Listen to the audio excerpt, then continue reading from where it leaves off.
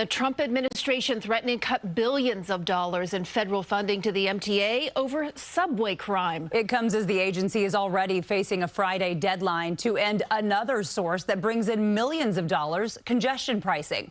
The letter from the Department of Transportation did not include a specific amount that could be cut, but said consequences could include redirecting or withholding funding. So what does that mean for the millions of riders who rely on subways and buses? Well, political reporter Marcia Kramer is here now to explain. Marcia. Well, Jessica and Christine, it could be bravado or simply the belief that it would be totally counterproductive for the feds to cut funding for the largest transit system in the entire country. But MTA officials, the governor and the mayor say they're not worried about the latest threats because crime is down. That's their story, and they're sticking to it.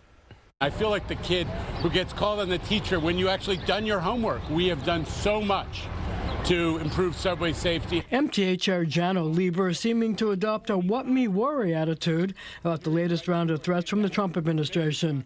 Transportation Secretary Sean Duffy saying he will withhold or redirect federal funding from the agency unless it can prove it's making the system safe from violent crime and homelessness. Commuters are sick and tired of feeling like they have to jeopardize their safety to get to work, go to school, or to travel around the city, Duffy said in a letter to the MTA.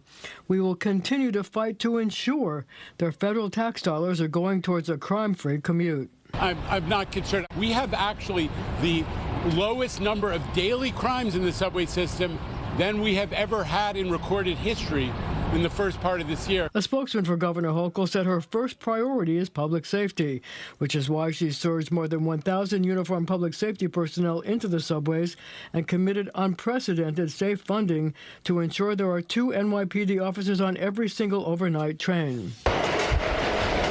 But if the feds make good on their threat, they could withhold all or part of $2.1 billion that the MTA got in federal funding last year.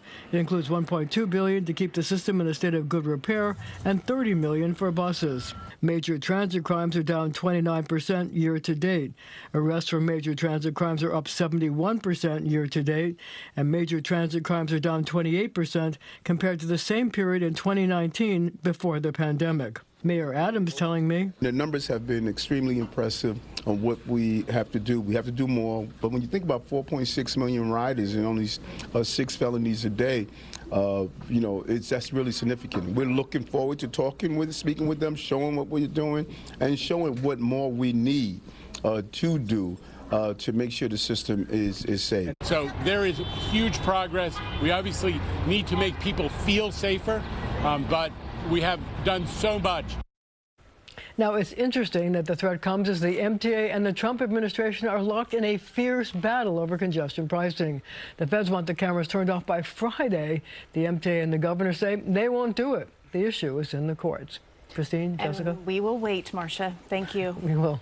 And we will have continuing coverage on our website. You can find the full letter from the Department of Transportation and also how congestion pricing funds the MTA's budget. It's all at cbsnewyork.com.